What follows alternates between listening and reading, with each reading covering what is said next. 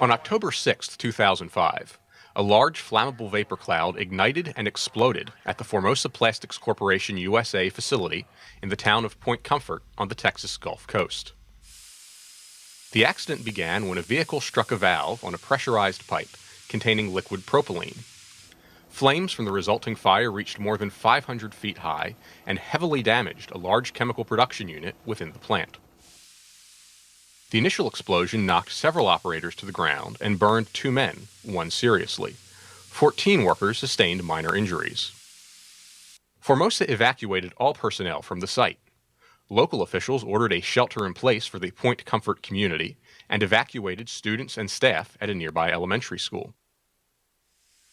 The U.S. Chemical Safety Board investigated the accident and issued a case study, including findings and safety recommendations.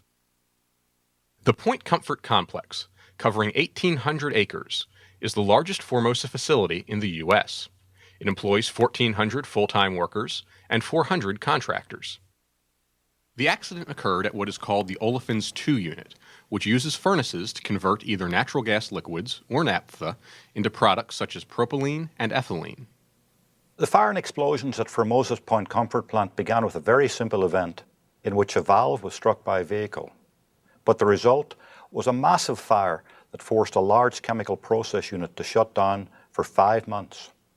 Our investigation focused on how this facility was designed to protect against major fire hazards. We found that improved design practices and protective clothing could have reduced the impact of this accident.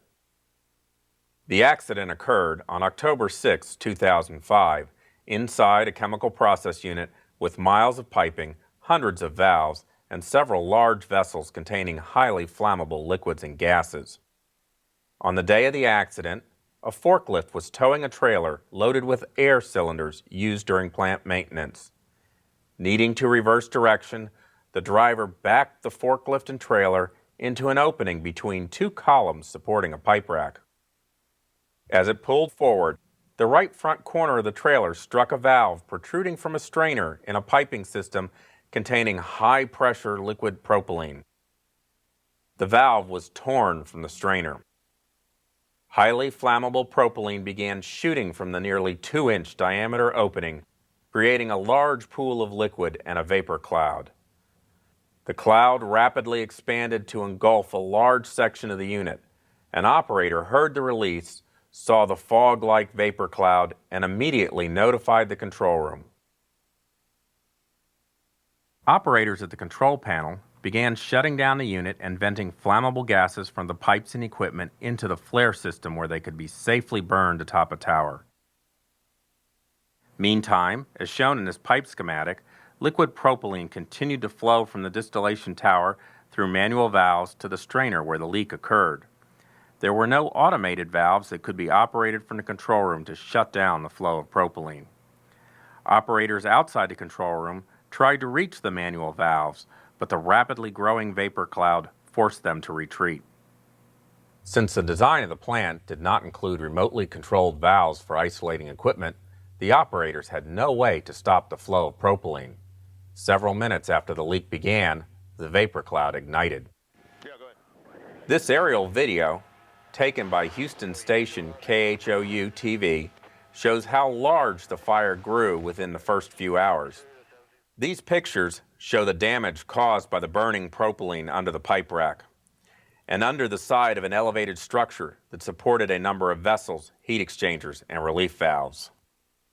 As the fire continued, the side of the structure collapsed, crimping pipes leading to the flare system. This prevented gases from being safely burned. Instead, pressurized flammable gases ruptured piping and equipment and burned throughout the unit.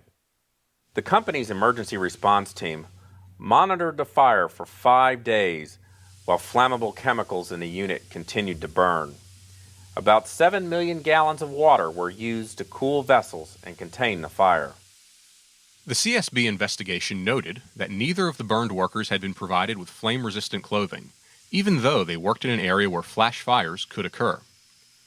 The propylene piping involved in the accident protruded into an open area. The CSB found the company did not have adequate vehicle impact protection, such as concrete posts to protect pipes and valves. The CSB found three principal lessons from this accident. Companies should protect vulnerable equipment from vehicle impact, extensively fireproof structures used to support critical piping, and provide workers with flame-resistant clothing to protect them from flash fires. Formosa purchased the design for the olefins unit from an engineering contractor, Kellogg Brown & Root. As specified in the design, some steel beams and columns were fireproofed with a concrete coating, and those survived the fire. However, there wasn't any fireproofing on the structure that supported critical piping to the flare system, and that structure collapsed. The loss of a flare system can lead to excess pressures that burst equipment, causing uncontrolled releases of flammable gases and endangering the lives of people who respond to an emergency. Finally, companies should plan for potential releases of hazardous materials by installing automatic isolation valves at strategic locations. Automatic valves can make the difference between a minor event and a catastrophic loss. The CSB issued formal safety recommendations to the company, the plant design firm, and a leading industry safety organization. These recommendations are aimed at preventing similar accidents and reducing their consequences. We recommend that Formosa Plastics Corporation USA revise its policies and procedures for analyzing hazards. Hazard analyses should consider vehicle impact dangers, fireproofing of structural steel, and mechanisms for controlling catastrophic chemical releases, such as remotely controlled isolation valves. In addition, we recommend that the company require the use of flame-resistant clothing in units that are at risk of flash fires. We recommend that Kellogg Brown & Root, the company that designed Formosa's facility, use the most current safety standards when designing new facilities, including standards for fireproofing. And we urge a key safety organization, the Center for Chemical Process Safety, to strengthen its hazard evaluation guidelines to include vehicle impact hazards and isolation of equipment during emergencies. As you've seen, a minor event like a vehicle collision can have disastrous consequences if a facility is not fully prepared for a large chemical release. The fires and explosions at Formosa provide compelling reasons to analyze vulnerabilities that could lead to a major chemical accident. For more information about the Formosa Point Comfort accident or other CSB investigations, please visit our website at csb.gov. Thank you for watching this CSB safety video.